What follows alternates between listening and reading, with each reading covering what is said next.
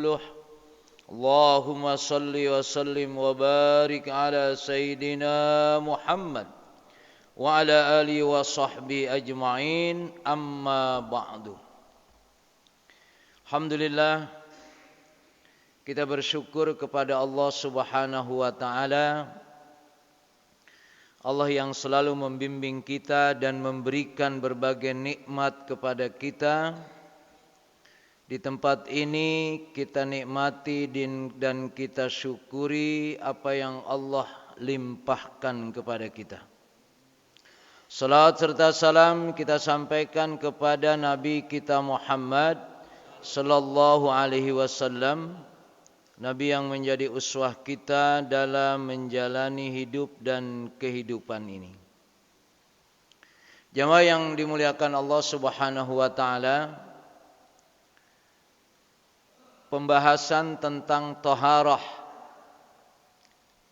pada pagi hari ini kita lanjutkan dengan masih sekitar taharah.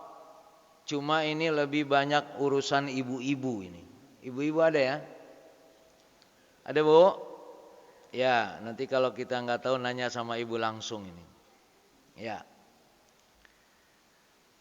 Kaitannya dengan ahkamu hadasain al-jinabah wal haid, yaitu tentang junub dan haid. Kalau junub laki-laki dan perempuan, kalau haid khusus perempuan. Atau ada yang haid bapak-bapak? Enggak ada kan? Ya, karena bisa jadi ada pernikahan laki-laki dan laki-laki, bisa jadi yang satu haid, bisa jadi gitu kan ya? Ya. Mungkin enggak? Enggak mungkin ya. Karena haid itu memang untuk perempuan. Tapi mungkin naudzubillahi min dzalik. Ya. Orang yang junub dan orang yang haid. Nah, pertama kaitannya adalah ahkamul hadas alladhi huwal janabah. Pertama kita bahas tentang orang yang junub. Bolehkah orang yang junub itu masuk masjid? Nah, itu pertanyaannya. Ada yang enggak junub, enggak apa, tapi enggak pernah ke masjid, ada itu. Ya. Tapi ini orang yang junub, boleh enggak dia masuk ke masjid? Para ulama berbeda pendapat kaitannya dukhulul masjid al-janabah. Pertama, Imam Malik dan para sahabatnya, mereka berpendapat mana'u dzalika biitlaqin. Orang yang junub tidak boleh masuk ke dalam masjid. Titik. Nah, gitu. Itu pendapatnya Imam Malik dan para sahabatnya. Tetapi Imam Syafi'i mana'u dzalika illa li'abirin fihi la muqim. Imam Syafi'i boleh cuma lewat, bukan diam di masjid. Karena bisa jadi ada orang yang masuk ke dalam masjid atau menumpang lewat ke masjid, padahal dia junub, bukan mau diam di masjid. Ya. Imam Syafi'i bilang boleh kalau hanya sekedar lewat. Yang ketiga, qaumun abahu dzalika lil jami'. Wa minhum Dawud wa ashabu fima ahsibu. Pendapat ketiga yaitu Imam Daud dan para sahabatnya, kata beliau boleh mau lewat saja atau mau mukim. Ada 3 pendapat di sini. Ya memang dulu ada yang berpendapat kenapa orang haid enggak boleh diam di masjid? Takut bocor. Ya. Sekarang udah enggak bocor lagi. Sudah ada apalah namanya. Ya. Jadi tetap ilat itu enggak bisa dijadikan dalil. Ya, intinya tidak boleh dan boleh. Ya. Tapi ada yang berpendapat boleh. Nah, kita lihat. Kenapa mereka berbeda? Nah, ini kan. Mereka berbeda kaitannya dengan orang yang junub tadi. Yang satu mengatakan tidak boleh berdiam di masjid. Yang satu mengatakan boleh cuma lewat saja. Nah, yang ketiga mengatakan boleh, mau lewat boleh, mau diam juga boleh di masjid. Apa yang menyebabkan mereka berbeda pendapat? Wasababu ikhtilafi Syafi'i wa ahlu dhahir. Kalau tadi Imam Syafi'i kan mengatakan boleh kalau lewat saja. Sedangkan ahlu dhahir, Daud Dhahiri mengatakan boleh walaupun mukim. Huwa taraddud qauluhu tabaraka wa ta'ala. Ya ayyuhalladzina amanu la taqrabus sholata wa antum sukara. Ayat ini, dalil ini ada pemahaman yang meragukan, taraddud. Bagaimana demikian? Hai orang-orang yang beriman, la taqrabu, jangan kamu mendekati sholat. Kalau diterjemahkan secara teks. Ya. Jangan kamu mendekati sholat dan kamu dalam keadaan mabok. Jadi kan khomer ini dulu tidak haram awalnya. Ya. Tapi mereka dibolehkan mabok itu waktu itu sebelum diharamkan secara total. Makanya proses pengharaman khomer ini bitajrid, sedikit demi sedikit. Ketika mereka mabok lalu mereka sholat. Inilah dalil yang menyatakan jangan sholat dulu kalau lagi mabok. Terusin aja maboknya, kira-kira gitu. Ya, karena memang waktu itu mabok masih diboleh, masih dalam proses. Nah, ayat ini menurut perbedaan pendapat kaitannya dengan janabah, baina ayyakuna fil ayah majaz hatta yakunu hunalika mahdupu miqdar wa huwa maudhi'us shalah. Di dalam ayat ini ternyata ada yang mahdhuf. Ini istilah dalam pembahasan atau memahami ayat Quran. Mahdhuf itu artinya ada kalimat yang tidak tertulis. Mahdhuf itu semua dibuang. Ya. Apa kalimat sebetulnya yang lebih lengkapnya menurut pemahaman ulama? Ya ayyuhalladzina amanu, di sini kaitannya la taqrabu maudhi'as shalah. Jangan kamu deketi tempat sholat. Bukan memahami dari pemahaman ini sudah tentu. Memang ketika memahami kaitannya dengan orang yang mabok, tidak boleh sholat. La taqrabus shalah. Karena waktu itu posisinya sedang mabok.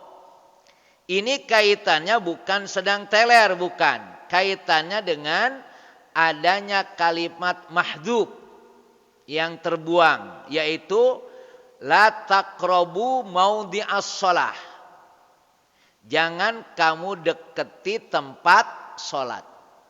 Tempat sholat itu di mana? Masjid. Ya, makanya kalimat hayya 'alas shalah itu memahaminya supaya kamu bersegera sholat, jangan tunda sholat, dan sholatnya di masjid berjamaah. Itu memahaminya begitu. Ya, kita mendengar adzan nggak dijelasin hayya 'alas shalah bil jamaah, nggak begitu. Pengertiannya adalah sholat jangan ditunda sholatnya dan sholatnya berjamaah di masjid. Itu pengertiannya. Sementara ini kita mungkin memahami hayya 'alas shalah saja. Secara fikih ya, tapi secara pemahaman yang sempurna mengikuti apa yang dicontohkan oleh Rasulullah, bahwa kalimat hayya 'alas shalah tadi pengertiannya Mari kita sholat, jangan ditunda sholatnya, sholatlah berjamaah di masjid. Sebab kalau dijelasin muadzin kagak selesai-selesai itu panjang banget. Tapi pengertiannya seperti itu. Nah, kalimat la taqrabus shalah ini kaitannya ada kalimat yang mahdhuf. La taqrabu maudhi'as shalah. Jangan kamu deketi tempat sholat. Wa yakunu abirus sabil istisnaan minan nahyi an qurbi maudhi'is shalah. Imam Syafi'i menyatakan tadi boleh buat yang lewat saja. Nah, berarti untuk yang lewat ini istisna, dibolehkan.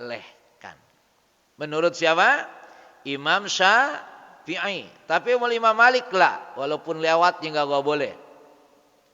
Ini masalahnya rumahnya dia bisa jadi kudu ngelewatin masjid dulu. Ada nggak orang rumah yang dia mau ke rumahnya mesti lewatin masjid, ada nggak? Ada. Nah, menurut Imam Malik nggak boleh. Nah, terus dia gimana, nggak pulang-pulang berarti? Nah, kata Imam Syafi'i boleh, itu istisna karena ada kalimat yang mahdhuf. Nah, ada kalimat yang terbuang. Jadi di sini Pak memahami istimbat hukum. Nah, kita terima jadi saja sudah. Tapi ada metode maksud saya di sini, ya. Kita tidak bisa memahami Quran, memahami hadis hanya dari sisi teks saja. Ya, salah satunya ini ada kalimat yang mahdhuf, ada kalimat yang terbuang, yaitu kalimat maudhi'. Maudhi' itu adalah tempat sholat, maudhi'us sholat. Wa baina alla yakuna hunaka mahdhuf aslan wa takunul ayah ala haqiqatiha. Nah, jadi ayat ini berbeda pendapat antara Imam Syafi'i dan ahlu dhahir. Kalau kata Imam Syafi'i ada yang mahdhuf, kalau kata ahlu dhahir enggak, ya begitu aslinya. Ya, aslinya ayat seperti itu, tetapi pemahaman Imam Syafi'i la hunaka kalimah mahdhuf. Ada kalimah mahdhuf. Inilah yang menjadi perbedaan. Wa yakunu abiri sabil huwal musafir alladzi adamul ma' wa huwa junub. Ilustrasi Imam Syafi'i kaitannya dengan orang yang boleh melewati masjid itu adalah orang yang posisinya sedang musafir dan dia dalam keadaan junub. Kan kita biasanya bisa jadi dalam perjalanan, ya, terus kita junub, numpang mandi di masjid bisa jadi, misalkan. Itu kaitannya boleh lewat. Karena untuk mana? Untuk menuju kamar mandi bisa jadi ngelewatin masjid dulu. Nah, maka menurut Imam Syafi'i boleh untuk yang junub di sini abir kalau dia sekedar hanya lewat. Faman ro'a anna fil ayah mahdufan azazal murur lil junub fil masjid. Nah, maka kalau ayat tadi, ya, ayat ya ayyuhalladzina amanu la taqrabus shalah wa antum sukara, itu dipahami ada yang mahdhuf, berarti istimbat hukumnya, kesimpulan hukumnya boleh yang lewat melewati masjid. Yaitu sebagaimana pendapat Imam Syafi'i. Tapi kalau yang menyatakan lah nggak ada yang mahdhuf, ya itu udah seperti itu asli ayatnya secara teks. Makanya nanti ada istilah antara tekstual dan kontekstual. Dalam pemahaman kita begitu, ya. Makanya kalau ahli hukum yang rada kurang beriman dan kurang dibimbing oleh Allah, ya seenak-enaknya aja dia. Ada istilah apa? Pasal apa? Pasal karet. Itu pasal karet itu sebetulnya ayat Quran, hadis itu kalau dipahami secara karet bisa. Cuma mereka mengistimbatkannya tidak hanya menggunakan akal dan ilmu, tapi mereka minta bimbingan Allah Subhanahu wa taala. Maka kan kalau ahli hukum ya seenak-enaknya saja. Kalau dia memahaminya itu tidak berdasarkan bimbingan yang sebenarnya.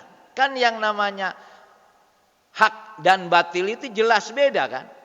Benar-benar salah. Ya. Nah dalam kaitan di sini memang dijelaskan ada yang mahdud. Maka kalau mengatakan wa man lam yara dzalika lam yakun indahu fil ayah dalil alaman il junub al iqamah fil masjid.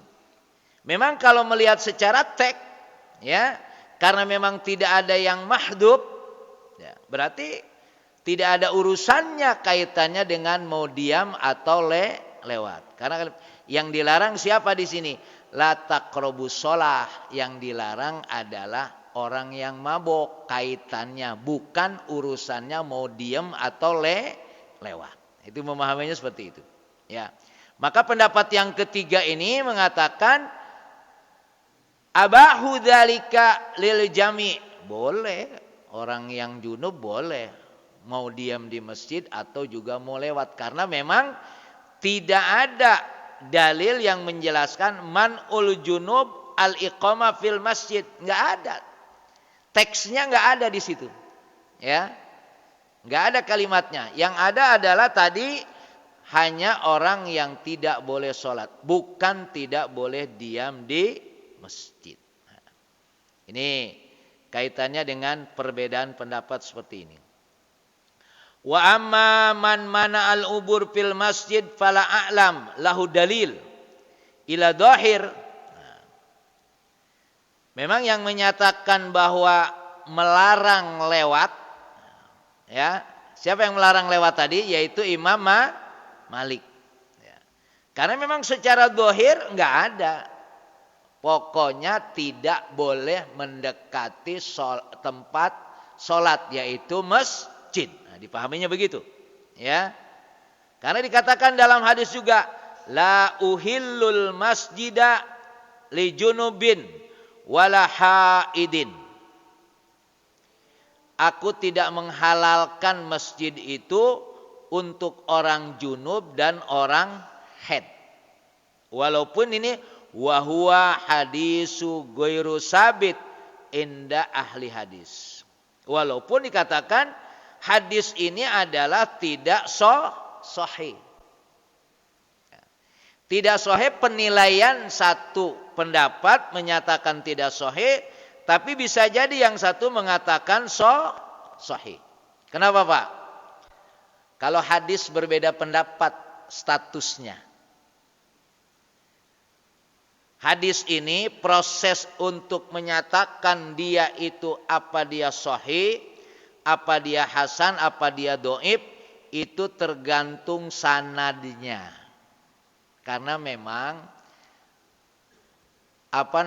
kepastian hadis itu ketika itu Rasulullah sudah tidak ada, sudah meninggal.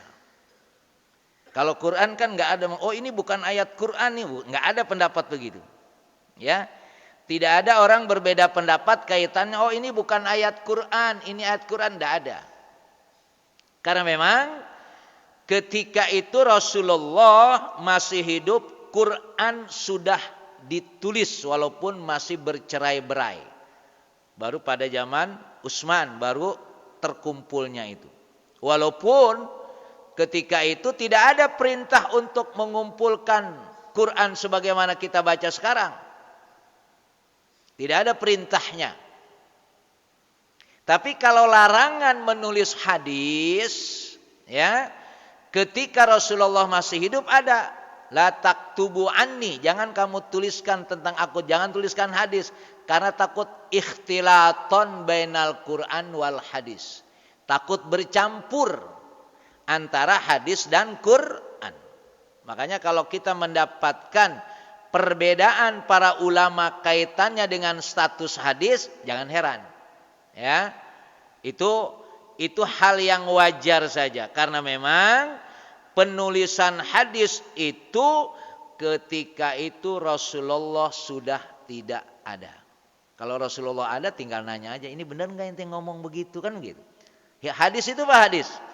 Hadis itu qaulun wa fi'lun wa taqrirun. Perkataan, perbuatan dan keputusan. Itu hadis. Jadi kalau ada teks hadis, kalau ada Rasulullah tinggal nanya ini, benar enggak ini? Ente ngomong begini atau ente melakukan atau ente memutuskan? Enggak tuh. Karena beliau tidak ada, maka dicari. Makanya kalau Bapak baca hadis yang asli Bapak di kitabnya Sahih Bukhari itu kalimatnya an panjang betul. Ya. Bisa jadi annya itu 1 halaman. Bisa lebih. Hadisnya paling 1 baris. Jadi udah pegel banget, hadis belum ketemu ini. Ya. Makanya hadis akhirnya ada buku hadis, misalkan Bulughul Maram. An Abi Hurairah radhiyallahu anhu qala Rasulullah sallallahu alaihi wasallam. Baru matannya. Begitu juga misalkan. Makanya Bapak paling tidak punya buku hadis misalkan Bulughul Maram, Riyadhus Shalihin atau Nuzhatul Muttaqin. Sebab kalau Quran di rumah banyak banget Quran ya. Buku hadis punya apa enggak? Nah, minimal beli, Pak. Ya. Kalau Bapak tidak baca, mungkin anak Bapak nanti yang baca. Sementara ditaruh aja dulu di situ, jangan di lemari itu piala penghargaan. Nah, taruh di situ buku. Kalau Quran sudah insya Allah. Ya, anak-anak kita insya Allah minimal ngelihat dulu kan. Diperlihatkan dulu, oh ternyata ada buku hadis kayak begini. Ini di rumah nggak ada, Quran banyak, Yasin apa lagi? Ya, sebulan dapat kali 5 Yasin. Kemudian yang meninggal 5 orang. Ya, nah, coba hadis minimal ya tadi dah, Bulughul Maram, Riyadhus Shalihin atau kumpulan-kumpulan hadis. Ya. Itulah perbedaan kaitannya kenapa orang yang haid tidak boleh masuk ke masjid, pendapat Imam Malik. Kemudian kata Imam Syafi'i boleh kalau lewat, tapi kalau pendapat Dhohiri silahkan saja mau lewat atau mau diam boleh. Kaitannya tadi dalilnya yang berbeda pendapat, ya ayyuhalladzina amanu la taqrabus shalah wa antum sukara.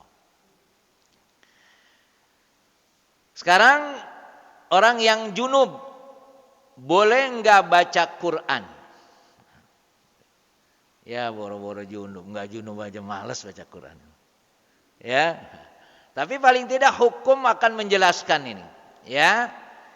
Apakah orang yang junub boleh membaca Quran atau tidak?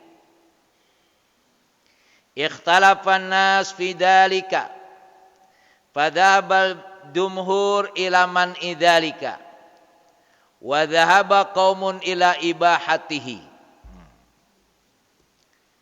Jumhur itu pengertiannya adalah kebanyakan ulama. Kebanyakan ulama menyatakan tidak boleh orang junub membaca Quran. Kemudian ada yang pendapat lain mengatakan boleh. Nah, tapi di sini tidak dijelaskan siapa yang menyatakan boleh itu.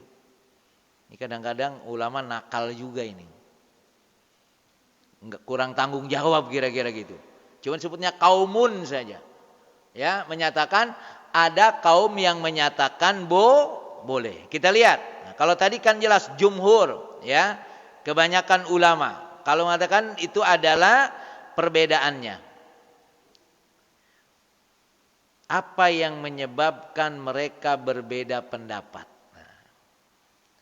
Wa sababu bidzalika al-ihtimal al-mutatarraq ila hadisi Ali annahu qala kana alaihi salatu wassalam la yamna'uhu min qiraatil Qur'an syai'un illa al-janabah.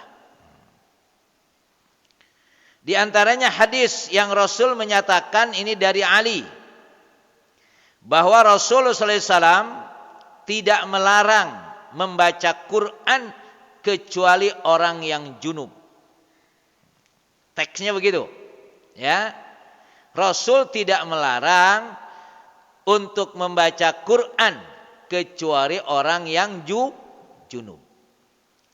Wadzalika anna qauman qalu inna hadza la yujabu syai'an li'annahu dhanna minar rawi. Wa min aina ya'lam ahadun anna tarkal qiraah kana limaudhi'il janabah illa lau akhbarahu bidzalik. Pendapat kaum tadi yang di atas yang menyatakan boleh orang junub baca Quran. Dari hadis tadi dipahami la yujabu syai'an. Tidak ada yang menegaskan tidak boleh baca Quran di dalam teks hadis tadi. Kenapa demikian?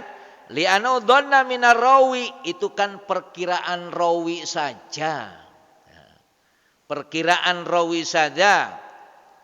Wa min aina ya'lam ahadun anna tarkal qira'a kana li maudil janabah illa lau akhbarahu bidzalik. Dari mana tahu kalau itu adalah ada larangannya? Enggak ada. Hadis itu sifatnya tidak seperti itu pemahamannya. Kadang-kadang kalau begini ribet juga kita, Pak. Ya. Kalau dilihat secara teksnya jelas kok. Ya. Tidak melarang Rasul membaca Quran kecuali orang junub. Nah, kalimat ini ketentuan hukum atau sekedar berita. Tapi dikatakan itu kan hanya perkiraan rawi saja, tidak boleh orang junub baca Quran. Ya. Dari mana tahu kalau itu adalah penjelasannya tidak boleh baca Quran? Tidak ada. Pendapat yang menyatakan, kaum yang menyatakan tadi boleh baca Quran. Wa inama qalahu anit tahakkuk wa qaumun ja'alul haid fi hadzal ikhtilaf bimanzilatil junub. Ternyata orang haid ini adalah diibaratkan seperti orang junub. Wa qaumun farraqu bainahuma. Pertanyaannya sekarang, haid sama junub sama apa enggak? Enggak, ya kan? Kalau junub semua orang, laki-laki junub, perempuan junub. Sebabnya berbeda dengan haid. Maka dikatakan wa qaumun ja'alul haid fi hadzal ikhtilaf bimanzilatil junub. Maka fa'azaza lil haid al-qiraah al-qalilah ihtisanan lituli maqamiha haidan. Junub itu kan sebentar ya, artinya kalau mandi selesai. Disamakanlah oleh kaum ini haid dengan junub. Pengertiannya apa? Ini kalau orang haid itu kan perempuan. Haid itu nanti kita jelaskan berapa lamanya haid dan berapa paling lama dan paling sebentar. Ini untuk membedakan. Makanya mengatakan ini, dikatakan lihat sini, fa'azazu lil haid al-qiraah al-qalilah. Boleh orang haid membaca tapi jangan terlalu lama. Kalau Ustaz Arif itu dia hafid, dia enggak pernah haid. Kalau perempuan haid enggak boleh baca Quran, hafalannya bisa lupa. Karena haid itu lama. Bu, ibu kalau haid berapa hari, Bu? Seminggu lah sebut saja. Sebagian hafid itu paling tidak sehari murojaah 3 juz, Pak. Saya enggak tahu Ustaz Arif itu. Saya tanya begitu. Ustaz Arif mana Ustaz Arif? Ada enggak? Enggak ada.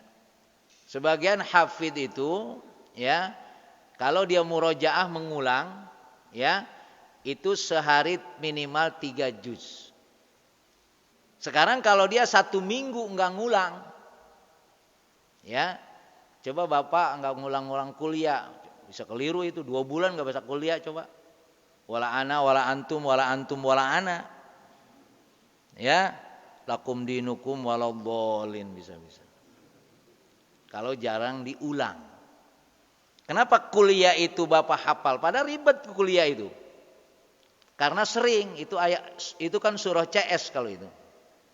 Kuliah sama kulhu udah. Ya. Fatihah apalagi. Nah, pendapat kaum di sini menyatakan boleh karena diibaratkan dengan orang junub. Orang junub itu kan sebentar. Maka dikatakan di sini fa'azaza lil aid al-qiraah qalilah istihsanan. Nah, istihsanan itu artinya mengambil kebaikannya. Itu nanti dalam ilmu usul fiqh ada al-istihsan. Istihsan itu tidak ada dalilnya. Sama dengan kalau keluarga berencana. Keluarga berencana itu mengatakan haram, tidak boleh keluarga berencana itu. Banyak anak, banyak rezeki gitu ya. Begitu ada KB terpengaruh kan. Akhirnya yang kaya sendiri punya anak cuma dua doang. Giliran yang di kampung yang duitnya dikit anaknya 12. Ada pengaruh itu. Akhirnya ada mengatakan boleh itu keluarga berencana. Karena makanya kekeliruannya keluarga berencana itu bukan 2. Mestinya diatur. Nah, sanggupnya dia berapa? Salah pemerintah sendiri. Ya, langsung yang namanya KB itu harus 2. Mestinya tidak 2. Direncanakan mau punya anak berapa? Kan nanti kemampuan kehidupannya. Mestinya begitu. Karena dibatasi 2 muncul masalah. Akhirnya ulama berbeda pendapat. Boleh dalam rangka istihsan. Kalau orang kaya punya anak 2 kan rugi. Sekarang Bapak kaya. Mending punya anak 2, punya anak 12. Mending mana coba? 12 lah. Kalau memang ketahuan bisa menghidupkan secara rencana, secara manajemen, secara ekonomi, kenapa harus 2? Ya kebetulan istri saya cuma bisa 3 Ustaz, kawin lagi kalau duitnya masih banyak. Maaf Bu, maaf ini karena Rasulullah itu senang umatnya banyak. Fa ini mukasirum bikumul umam. Makanya Rasul nyuruh tazawadul wadudul walud. Menikahlah kamu dengan perempuan yang walud. Walud itu apa? Gampang melahirkan. Telepon aja bininya hamil. Kira-kira begitu. Ya kan sekarang orang jarang ketemu istrinya gitu kan? Ya. Telepon aja dengar suaranya hamil, itu namanya walud. Ya. Rasul bilang tazawadul wadudul walud. Ya. Menikahlah kamu dengan perempuan yang punya kasih sayang dan gampang melahirkan. Kenapa? Fa inni mukasirum bikumul umam. Karena aku nanti bangga umatku banyak. Ya Ustaz, kenapa baru ngasih tahu sekarang? Ya. Itu ya. Ini kaitannya tadi karena istihsan namanya itu, ya. Nanti dalam ilmu usul fiqh, ya. Dalam ilmu usul fiqh dijelaskan kaitannya. Dalilnya tidak ada, tapi ada kebaikannya. Sama dengan ini. Kalau orang haid tidak boleh membaca Quran, ya, padahal dia haidnya 1 minggu. Ya, kalau dia adalah hafidhoh, nah, itu akan masalah nanti. Makanya dikatakan sini azaza lilaid al-qiraah al-qalilah. Boleh, cuma memang tidak seperti orang yang tidak haid. Kira-kira begitu memahaminya. Qalilah dalam rangka sekedar apa? Murojaah saja, mengulangi hafalannya. Ya. Ini dalam rangka istihsan tadi, lituli maqamiha haidon. Ya. Karena orang haid itu lama, kasihan dia kalau terlalu lama hafalannya bisa jadi apa? Tidak hilang sih, cuma susah lagi muternya. Karena apa? Ternyata antara menghafal dan menjaga hafalan mana lebih sulit? Menjaga. Ya. Menjaga hafalan lebih sulit. Nah, makanya saya setuju kaum yang menyatakan bahwa untuk orang haid ini boleh, karena tadi kalau terlalu lama dia akan ada kesulitan. Dalilnya apa? Istihsanan, demi kebaikan. Di situ kalimatnya istihsan, ya, atau mencari kebaikannya. Nanti dalam hukum sesuatu yang dikatakan tidak boleh, ya, sesuatu yang dikatakan tidak boleh bisa menjadi boleh. Itu teorinya istihsan. Tapi kalau yang sudah jelas jangan dibikin remeng-remeng. Ya, udah ketahuan hidup rakyat di situ udah sejak lama, masa kudu digusur? Kan jelas kan itu kan? Nah, dicari dalilnya, itu masalah. Wa huwa madhabu Malik wa hadhihi ahkamul janabah. Itu ya. Itu jadi yang menyatakan tidak boleh itu jelas dalilnya. Yang menyatakan boleh itu istihsan, demi kebaikan. Ibu sayang banget sama anak juga demen sayang sama ibu. Tapi gimana ya, anak saya harus pesantren. Ayo, pilih mana? Istihsan. Ya. Kata anaknya, mama nggak sayang ya sama aku ya, masa aku dipesantrenin gitu kan. Ya. Istihsan. Apalagi sekarang bagaimana mendidik anak ini, masya Allah beratnya luar biasa. Ya, kita ini bukan ahli pendidik, ya, ahli ngomelin ya, ngomelin pinter dah. Orang salah diomelin bisa, tapi kenapa dia salah? Kita nggak paham dah tuh. Nah, maka itu bagian daripada istihsan. Kita lanjutkan ahkamu dima al kharijah minar rahmi. Hukum darah yang keluar dari rahim. Lagi-lagi ini adalah urusan ibu-ibu. Tapi kita lihat seperti apa bagian dari kita, karena kita harus mengingatkan anak kita yang perempuan. Amma ahkamu dima al kharijah minar rahmi fal kalam al muhit bi usuliha yatahassar fi salasati abwab. Ada 3 hal kaitannya dengan darah yang keluar dari rahim. Itu darah apa saja? Yang jelas bukan darah muda lah. Ya. Darah apa saja yang keluar dari rahim itu? Ma'rifatu anwa'il dima al kharijah minar rahim. Itu pertama kaitan bab kita mengetahui nanti adalah macam-macam darah yang keluar dari rahim. Ma'rifatu alamati lati tadulu ala intiqali tuhri ilal haid. Ketika darah itu keluar, kita nanti akan mengetahui tanda-tandanya, ciri-cirinya apa? Ya, berubah dari suci ke haid. Anak perempuan sekarang sudah haid lebih cepat, Pak ya. Ya. Kelas berapa Bu perempuan anaknya Bu haid, Bu? Yang jelas masih SD sekarang. Ya.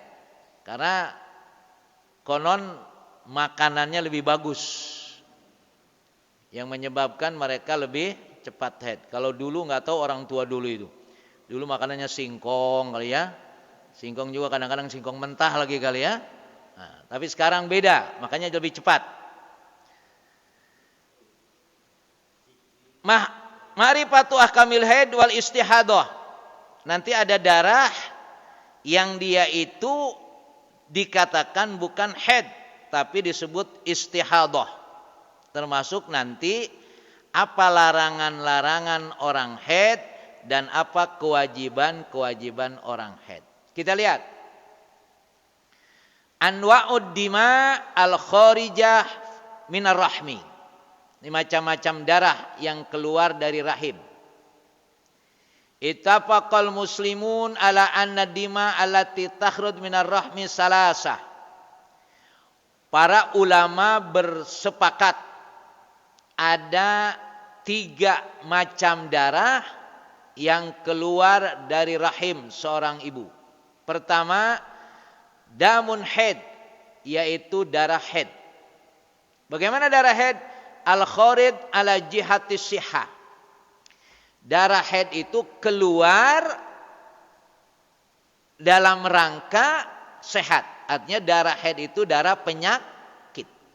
Makanya biasanya nanti muncul ketika mau umroh atau haji lah, ya, perempuan itu supaya darahnya tidak keluar. Ada obatnya itu. Dokter tahu obatnya itu. Pertanyaannya boleh atau tidak? Ya boleh. Cuma berarti itu menahan penyakit.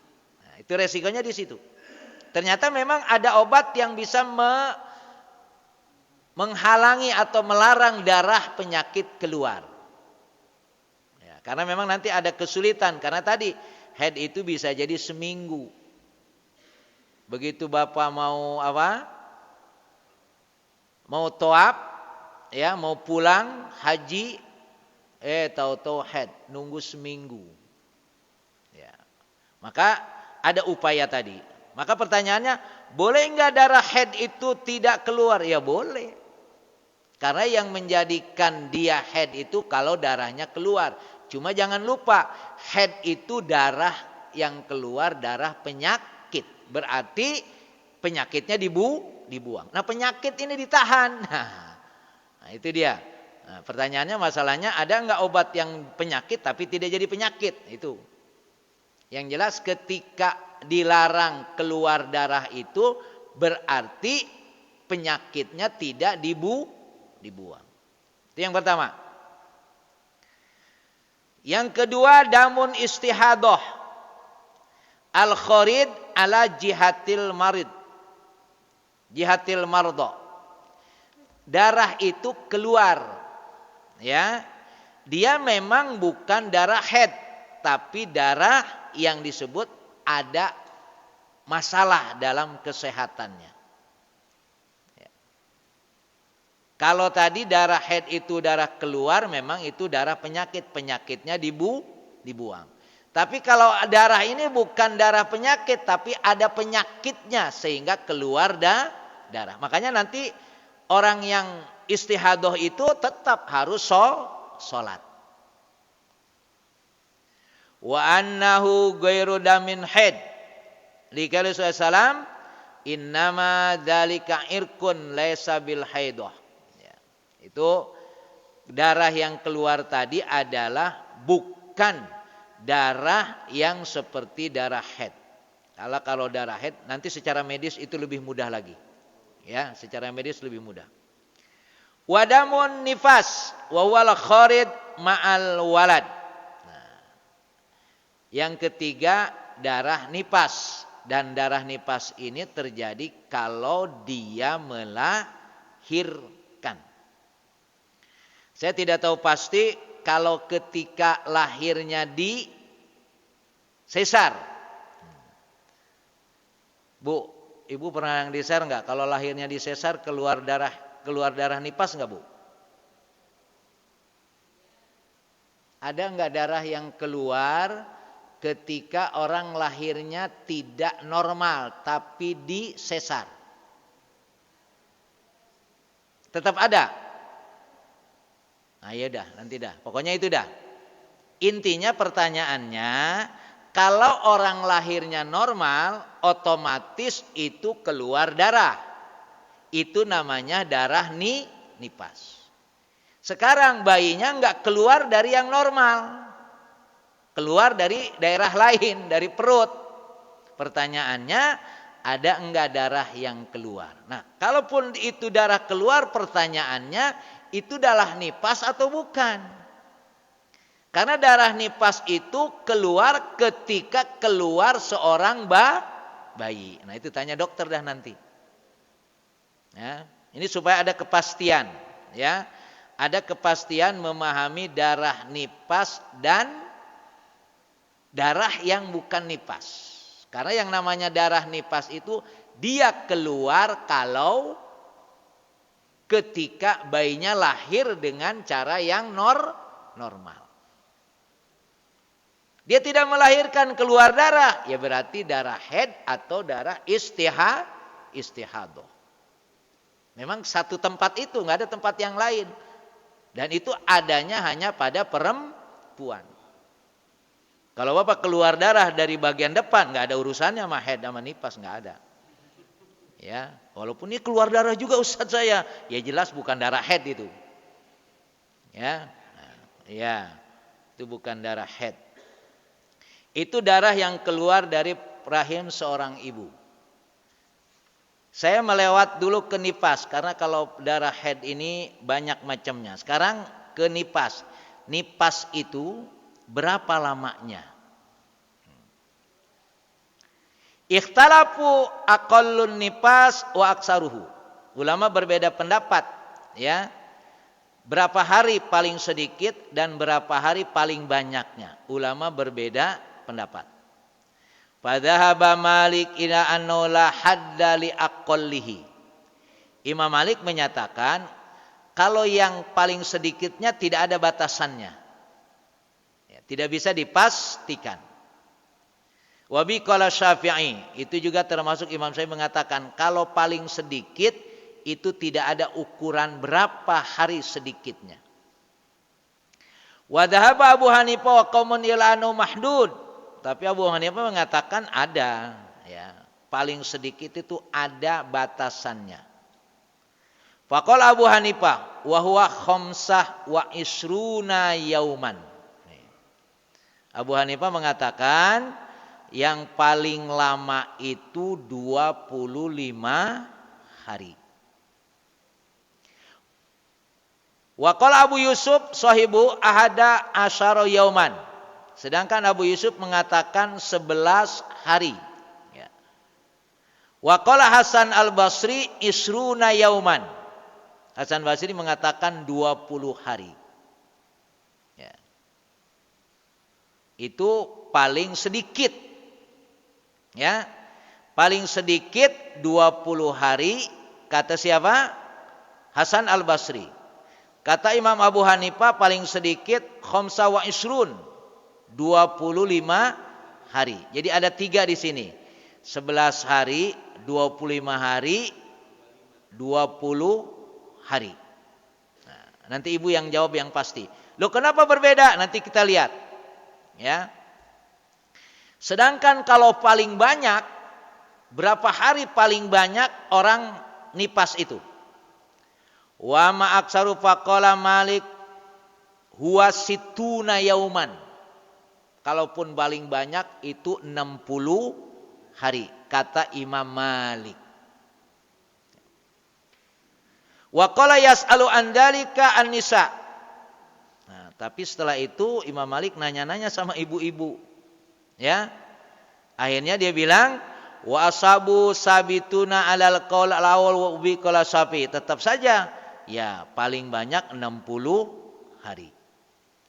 Qala Syafi'i wa aktsaru ahli ilmi minas sahaba ala naqsu arba'una yauman. Para ahlu ilmi menyatakan paling lama itu 40 hari. Ini biasanya yang masyhur 40 hari. Ya. Yang masyhur 40 hari. Ini qala pendapatnya Imam Abu Hanifah. Wa qad qila tu'tabar al-mar'a fi dzalika ayyamu asbahiha minan nisa. Fa idza zawajata fahiya mustahadah. Nah, cuma tetap kembali kepada kebiasaannya. Dulu waktu anak yang pertama sekian hari.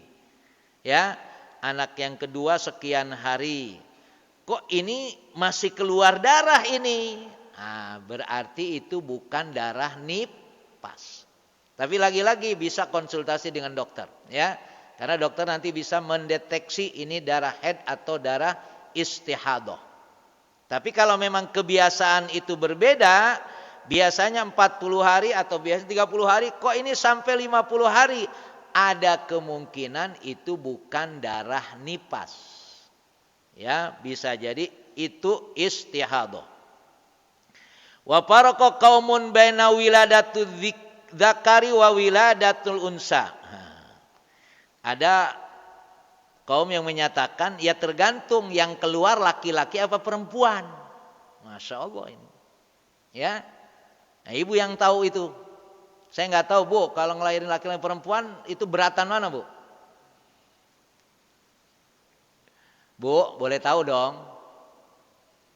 Ibu ngelahirin laki-laki dan perempuan itu kalau bahasa sakit-sakitan mana itu?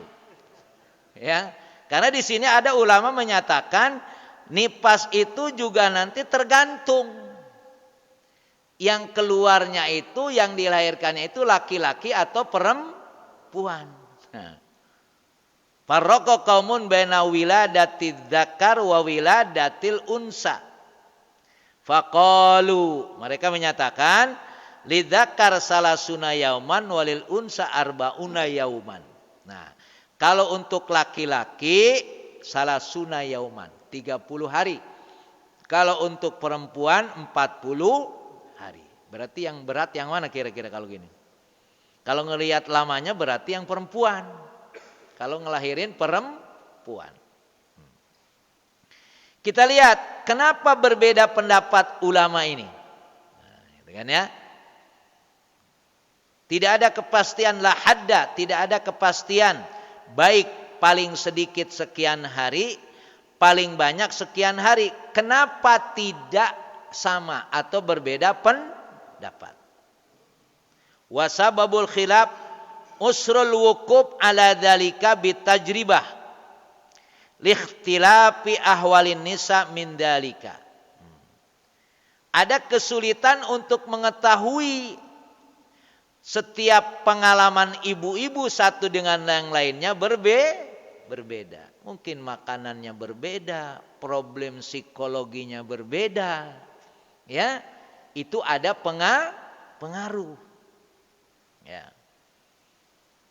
Maka ada kesulitan untuk memastikan berapa hari paling sedikit dan berapa hari paling banyak. Karena ahwalun nisa, keadaan ibu-ibu tadi dalam kenyataannya berbeda-beda. Kenapa berbeda-beda? Yaitu tadi ahwalnya apa, penyebabnya apa? Ya mungkin bisa makanan dan lain sebagainya. Ya, banyak kemungkinan. Ya. Saya tidak tahu kalau seorang ibu lahir, suaminya di mana, dia lahir, ada enggak beban psikologinya? Ada, bisa jadi. Itu punya pengaruh. Wali annahu laysa hunaka sunnah ya'malu 'alaiha. Kal hal fi ikhtilafi fi ayamil haid wat tuhri. Hadis juga tidak menjelaskan secara pasti berapa hari haidnya. Paling sedikit dan paling banyak. Kan kalau hukum jelas, sholat subuh 2 rakaat jelas itu. Ada enggak hilaf orang sholat subuh? Tidak ada, karena jelas 2 rakaat. Ya, begitu juga ibadah-ibadah yang lainnya dari sisi hukum ada kepastian hukum kepastiannya. Tapi dalam kaitan haid ini, nifas ini tidak ada juga hadis yang menjelaskan sekian hari. Kembali kepada kebiasaan ibu, ahwalun nisa, keadaan ibu itu sendiri.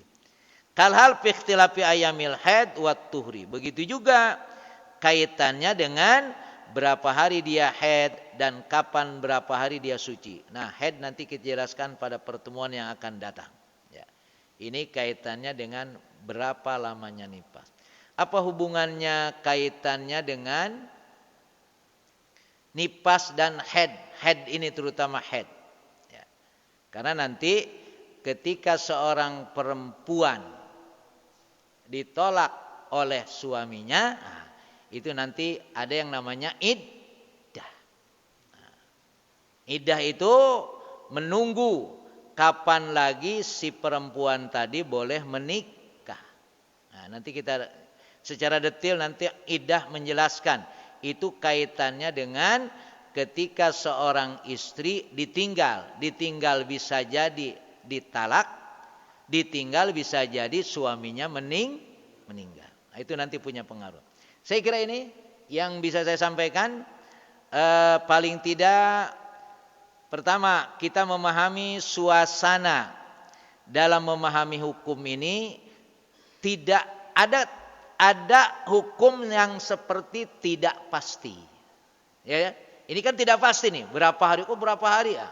Ya begitulah, karena ahwalun nifas perempuan itu berbeda. Dan ini memang lebih banyak kita kaitkan dengan ibu-ibu yang menjadi bagiannya. Makanya ketika Rasulullah ditanya oleh ibu-ibu kaitannya dengan darah dan ini, Rasulullah enggak tega jelasinnya. Akhirnya Rasulullah jelaskan kepada Aisyah. Urusan dalam ini ya ibu-ibu, kira-kira begitu. Ya. Nah, maka banyak cara bagaimana untuk menguji darah ini haid atau bukan. Darah ini darah apa. Ya. Itu secara detail ada. Ya. Tapi kalau sekarang secara medis saya yakin sudah bisa diketahui. Wallahu a'lam bishawab. Assalamualaikum warahmatullahi wabarakatuh.